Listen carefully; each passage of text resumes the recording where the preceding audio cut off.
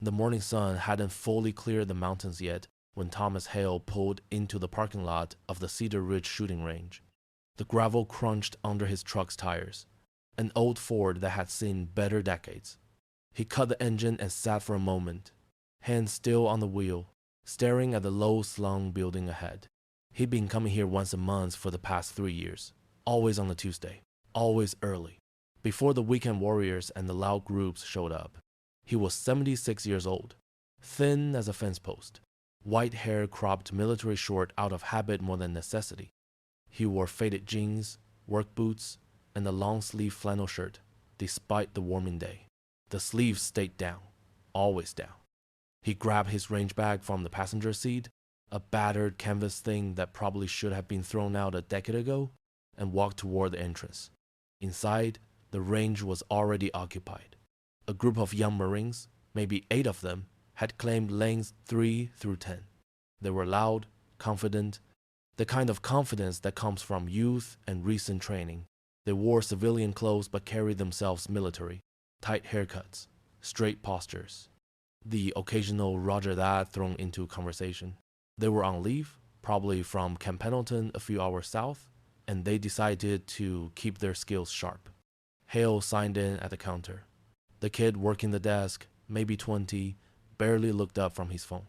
Lane 11 is open. Eye and ear pro mandatory. He nodded and walked toward the lanes. The Marines glanced at him as he passed. One of them, a muscular kid with a crew cut and a cocky grin, elbowed his buddy. "Check it out, Grandpa's gonna shoot." His friend laughed. "Probably can't even hold the damn thing steady." Hale ignored them, set his bag down on the bench at lane 11, pulled out his rifle. It was old, a Remington 700 from the early 70s. The bluing was worn in places. The stock had scratches and dings, but it was clean, meticulously maintained. He assembled his gear with practiced efficiency, loaded his magazines, set his targets downrange at 100 yards. The Marines were shooting at closer targets, 25 yards, rapid fire drills, making noise, making sure everyone knew they were there. Hale put in his ear protection, shouldered his rifle, and took his first shot. The recoil was familiar, comforting. The round punched through the center of the target. He fired 4 more times. Slow, deliberate. Each round grouped tight in the center mass. One of the Marines, a lance corporal named Danny Reeves, happened to glance over. He was a designated marksman in his unit. Considered himself a decent shot. He watched the old man fire. Noticed the grouping. Noticed the way he controlled his breathing. The way his body didn't fight the recoil but absorbed it. Reeves frowned. That was good shooting. Really good. He nudged the guy next to him, a staff sergeant named Marcus Cole. Cole was older than the rest, 28. He'd done 2 tours, seen some things. He looked over at lane 11, watched Hale fire another group, 5 shots, all within a 2-inch circle at 100 yards, with iron sights. Cole's expression shifted. "That ain't beginner shit," he muttered. The cocky Marine who made the grandpa comment walked over to their lane, saw what they were looking at. "So what? Old guy can shoot. Probably did some hunting back in the day." Cole shook his head. "That's not hunting form. That's military." The cocky kid snorted. "Whatever, Sarge. He's like 100 years old. Probably learned to shoot in the Civil War." Hale finished his magazine, set the rifle down, walked down range to check his target during a range-wide ceasefire. As he walked back, he rolled up his sleeves, just a little. It was getting warm. And that's when Reeves saw it. A tattoo on Hale's right forearm. Faded. Old ink that had been there for decades, but unmistakable. A skull with a crosshair over one eye. And beneath it, barely visible, the letters USMC and a number 0317. Reeves froze. His mouth went dry. He grabbed Cole's arm. "Sarge, look." Cole looked. His eyes went wide. "Holy shit." The cocky Marine looked confused. "What? What is it?" Cole's voice was tight. "That's a scout sniper tattoo. And that number, 0317. That's the MOS. That's not just any sniper. That's Vietnam era." The range went quiet for a moment as the ceasefire was called. The Marines stood frozen, staring at the old man who was now calmly reloading his rifle. The cocky kid's smirk had vanished. He looked at Cole. "You're saying..." Cole nodded. That old man was a Marine Scout sniper. And if he's that old and has that ink, he probably saw action in Vietnam. The cocky kid swallowed hard. Oh, shit. Reeves couldn't help himself. He was trained to respect the sniper community. It was a brotherhood, a legacy. He walked over to lane 11, stood a respectful distance away until Hale noticed him. Sir? Hale looked up. His pale blue eyes were calm, didn't hold any emotion, just looked. Reeves pointed at the tattoo. Sir, is that? Are you 0317? Hale glanced down at his arm, realized his sleeve had rolled up. He pulled it back down slowly. Long time ago, Reeves' voice was tight with awe. Vietnam? Hale nodded once. Yes. Reeves didn't know what to say. Finally, he managed, Sir, I'm a designated marksman. I wanted to say it's an honor. Hale's expression softened slightly. You active? Reeves nodded. Yes, sir. 2nd Battalion, 5th Marines. Hale's face showed a flicker of something. Recognition, memory. I was 1st Battalion, different war, same corps. He extended his hand. Reeves shook it, and it felt like shaking hands with history itself. Thank you for your service, sir. Hale just nodded. You too, Marine. By now, the rest of the group had noticed. Cole walked over, stood at attention, and rendered a sharp salute. Hale waved it off. We're not in uniform, son. Relax. But Cole didn't relax. Sir, if you don't mind me asking, how many confirmed kills? Hale's face hardened. That's not something I talk about. Cole nodded quickly. Understood, sir. I apologize. The cocky Marine approached, his earlier bravado completely gone. He looked embarrassed, ashamed. Sir, I'm sorry. I didn't know. I shouldn't have. Hale looked at him. It's fine. You didn't know. But maybe don't judge a book by its cover. The kid nodded, face red.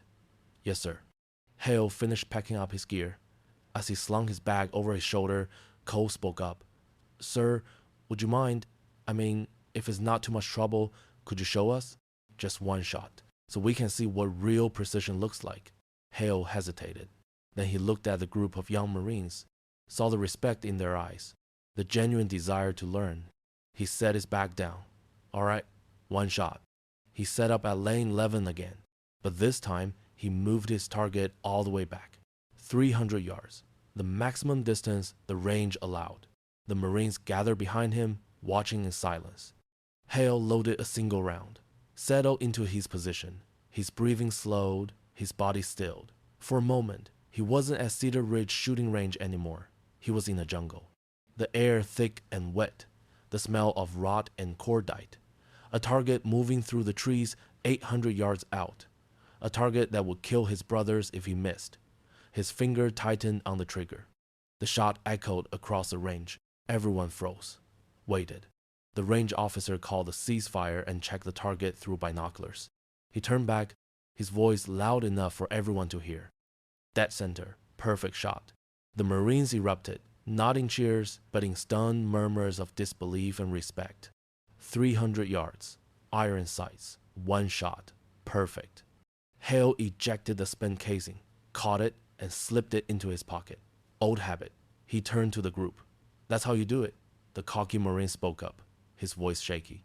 Sir, how did you learn to shoot like that? Hale looked at him. Practice, pressure, and a lot of mistakes that I learned from. In the field, you don't get second chances. So you make the first one count. Cole stepped forward. Sir, would you be willing to give us some pointers, just for a few minutes? Hale looked at his watch, thought about it, then nodded. All right, let's see what you got. For the next hour, Hale walked the Marines through fundamentals they thought they knew but had never truly mastered. Breathing control, trigger discipline, reading wind at distance. He didn't lecture, didn't talk down to them, just showed them. And when they tried, he corrected them with a patience that spoke of someone who taught this before. By the end, every one of them had improved. Their groupings were tighter, their confidence was genuine now, not just bravado. As Hale finally packed up to leave, Cole approached him one more time. Sir, I know you said you don't talk about it, but can I ask what unit you were with? Hale paused. 3rd Marine Division, 1st Battalion, 26 Marines. Hill 881 South, Khe Sanh. Cole's face went pale. He read about Khe Sanh. Everyone had. It was one of the most brutal sieges of the war. Reeves spoke up quietly. Sir, how long were you there? 77 days. Hale's voice was flat. We were surrounded, outnumbered, but we held. The silence that followed was heavy. These young Marines, who thought they'd seen hard deployments, suddenly realized they were standing in the presence of someone who endured hell they couldn't imagine. As Hale walked toward his truck, the Marines followed him out, not crowding him, just showing respect. Before he got in, Cole called out, Sir, can we buy you lunch? It would be an honor. Hale turned, looked at them, saw the sincerity. He was about to say no. He always said no. But then he thought about it, about the brotherhood, about passing something on. He nodded. All right. One condition. You stop calling me sir. My name's Tom. They ate at a diner down the road. Hale didn't tell war stories, didn't glorify anything, but he answered their questions, told them about the weight of the rifle, the weight of the responsibility, the weight of coming home. And the young Marines listened, really listened, because they understood, maybe for the first time, that the quiet old man sitting across from them wasn't just a veteran. He was a living reminder of what it meant to serve, to sacrifice, to carry something heavy for the rest of your life and never ask for recognition. When they finally parted ways, Cole shook Hale's hand one more time. Sir, Tom, thank you, not just for today, but for everything you did. Hale nodded. Just take care of each other out there. That's all that matters. The Marines watched as the old Ford truck pulled out of the parking lot and disappeared down the road. And as they drove back to base, none of them said much. They were thinking about the tattoo, about the shot, about the man who wore the uniform before they were even born and still carried himself like a Marine. Because some things don't fade with age, some skills stay sharp, and some men, no matter how quiet, no matter how invisible they try to be, carry a presence that can't be hidden, a presence earned in fire and blood and sacrifice. And when you're lucky enough to meet one of them, you don't forget it, you honor it, and you carry it forward. 2 weeks later, Thomas Hale was in his garage working on his truck. The carburetor was acting up again, and at 76, he still preferred fixing things himself rather than paying someone else to do it. He was elbow deep in the engine when he heard a car pull up in his driveway. He straightened slowly, wiping his hands on the rag, and saw a black SUV. Government plates. His first instinct was caution. Old habits. He spent enough years in the shadows to know that when official vehicles showed up unannounced, it usually meant something. The driver's door opened, and out stepped Staff Sergeant Marcus Cole. He was in dress blues. Behind him, 2 more Marines emerged. Lance Corporal Reeves and the cocky kid whose name Hale had learned was Private First Class Jason Mitchell. Hale walked to the edge of his garage, still holding the greasy rag. Didn't expect to see you boys again. Cole approached, stopped a respectful distance away. Tom, sorry to show up unannounced. We tried calling, but the number you gave us went to voicemail. Hale glanced at the house. I don't check that thing much. What's going on? Cole looked uncomfortable. We need your help. Well, not us exactly. The Corps. Hale raised an eyebrow. The Corps knows I'm retired, right? Has for about 45 years. Cole nodded. Yes, sir. But there's a situation. And honestly, you're the only person we know who might be able to help. Hale crossed his arms. I'm listening. Cole took a breath. You know the Marine Corps Scout Sniper School at Quantico? Hale nodded. Cole continued.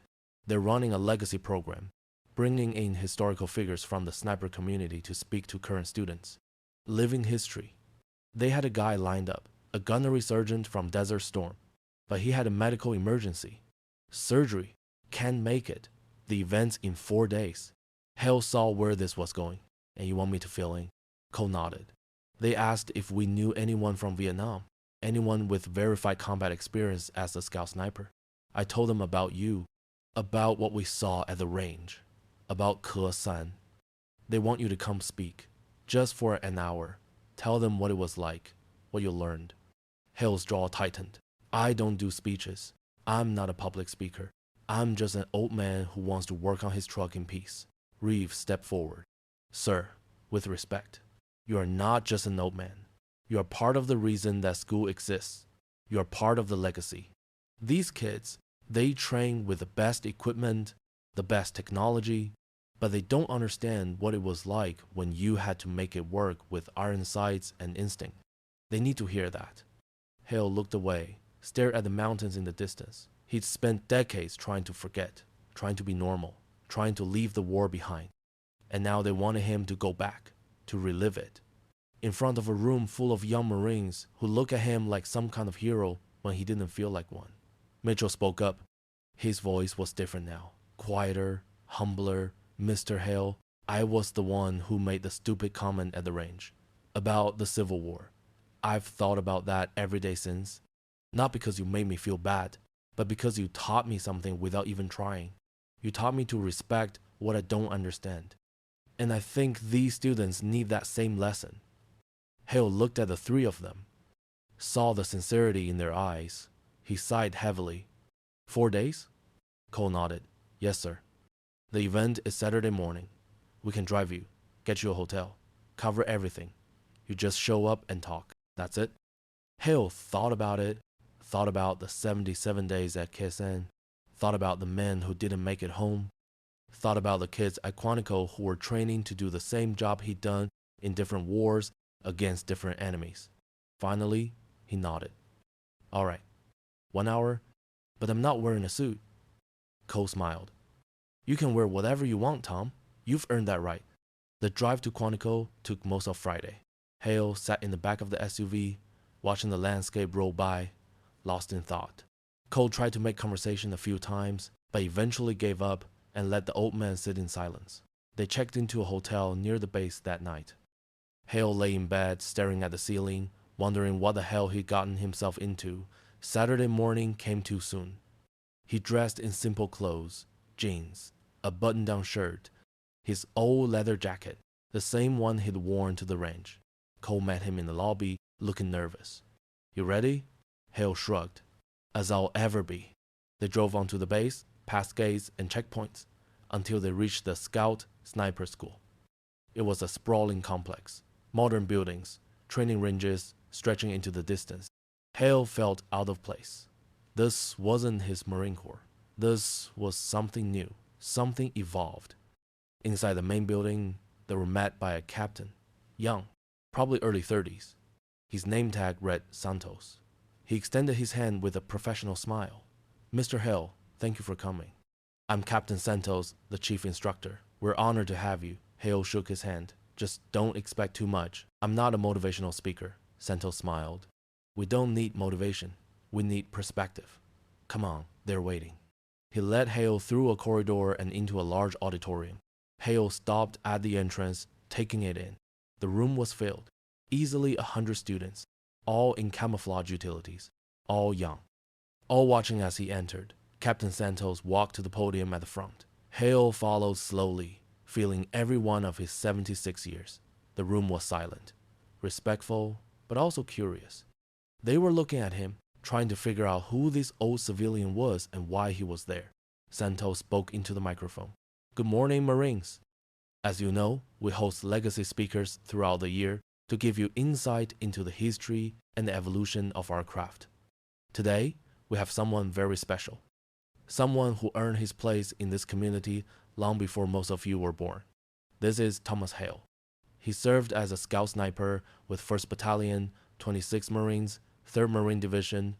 He operated during the Siege of Khe Sanh in 1968, one of the longest and most intense engagements of the Vietnam War. I'll let him tell you the rest. Santos stepped aside. Hale stood at the podium, looking out at the sea of young faces. He gripped the edges of the wood, cleared his throat. For a moment, he didn't know what to say. Then he just started talking. I'm not here to tell you war stories. I'm not here to make what I did sound heroic. Because it wasn't. It was terrifying. It was brutal. And most of the time, it was just trying to stay alive long enough to help your brothers do the same. The room was completely still, he continued. When I went through scout sniper training, we didn't have half the technology you have now. No laser rangefinders, no ballistic calculators, no thermal optics. We had a rifle, a scope, and our brains. We learned to read wind by watching grass move, learned to judge distance by comparing objects, learned to stay invisible because if you were seen, you were dead. He paused. At Khe Sanh, we were surrounded. The North Vietnamese army had us outnumbered, outgunned, and cut off. For 77 days, we held that base. And my job, as a sniper, was to make them pay for every inch they tried to take.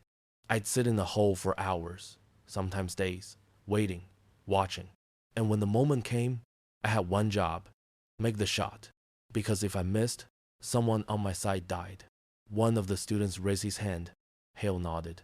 Go ahead. The kid stood. Sir, how did you deal with the pressure? Knowing that lives depended on you?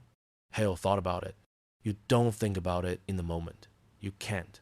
You focus on the fundamentals. Breathing, sight picture, trigger control. The emotional weight comes later. At night, when you're alone, that's when you carry it. Another hand, Hale nodded. A female Marine stood. Sir, did you ever miss? Hale's face darkened. Yes, twice. Both times, it cost someone. I won't tell you who or how, because I still see their faces. But I'll tell you this. You learn more from your failures than your successes. And you never, ever forget them. He talked for 45 minutes. Not about glory, not about medals, about the reality, about the fear, about the brotherhood, about what it meant to carry a rifle and the responsibility that came with it. When he finished, the room erupted in applause. Not polite applause. Genuine, thunderous respect. Hale stepped back from the podium, overwhelmed. Captain Santos returned to the microphone. Mr. Hale has agreed to stay for a bit and answer individual questions. If you'd like to speak with him, form a line. Within seconds, a line formed. It stretched across the room. One by one, students approached. Some asked technical questions. Others just wanted to shake his hand, thank him. One young Marine, maybe 20, stepped up with tears in his eyes. Sir, my grandfather was at Khe Sanh. He never talked about it. He died 5 years ago. But hearing you speak, I feel like I understand him better now. Thank you. Hale's throat tightened. He nodded. What was his name? The kid told him. Hale thought for a moment, then his eyes widened slightly. I knew him. He was in 3rd platoon. Good Marine. The kid broke down. Hale put a hand on his shoulder. He'd be proud of you. The kid nodded, unable to speak, and walked away. After an hour, the line finally ended. Hale was exhausted, emotionally drained. Captain Santos approached. Tom, that was incredible.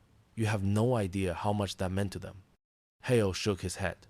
I just told them the truth. Santos smiled. That's exactly what they needed. As Hale was about to leave, a man in his 50s approached. He wore civilian clothes but moved like military. He extended his hand. Mr. Hale, I'm Sergeant Major, retired William Cross.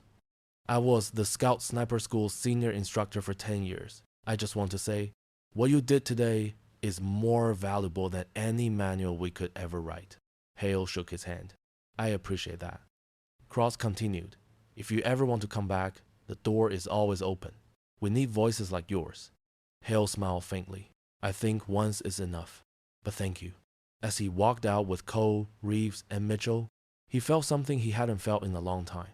Not pride, exactly, but purpose. Like maybe, just maybe, the things he'd carried for so long had value beyond his own pain. On the drive home, Cole spoke up. Tom, I know that wasn't easy, but you made a difference today. Hale stared out the window. Maybe. Or maybe I just reminded them that war isn't a video game, that every shot has a consequence. Cole nodded. That's exactly what they needed to hear. When they dropped him off at his house, Hale stood in his driveway and watched them drive away. He walked into his garage, looked at his truck, and realized he didn't feel like working on it anymore.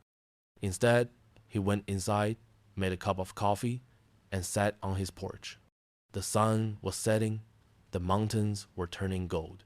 And for the first time in decades, Thomas Hale felt like maybe, just maybe, he'd done something that mattered. 3 months later, he received a letter. It was from Captain Santos. Inside was a photograph. the entire scout sniper class, standing in formation, holding a banner.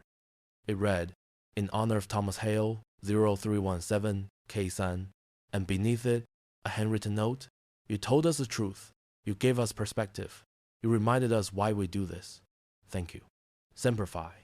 Hale pinned the photo to his garage wall, right next to his workbench, and every time he worked on his truck, he'd glance at it, at those young faces, at the banner, and he'd remember that some things don't fade, some lessons are eternal, and sometimes the quietest men carry the loudest truths, not because they want to, but because someone has to. And if they don't, the weight of history is lost, and with it, the meaning of sacrifice. So Thomas Hale kept living his quiet life, working on his truck, going to the range once a month. But now, when people saw the tattoo on his arm, when they asked about it, he didn't hide. He didn't change the subject. He'd just say, "I was a Marine, a long time ago." And if they pressed, if they really wanted to know, he'd tell them, not to brag, not to relive glory, but to remind them that freedom isn't free, that every generation has to earn it, and that the men and women who do, they carry it forever, in their scars, in their memories, and in the silence they keep, so others don't have to.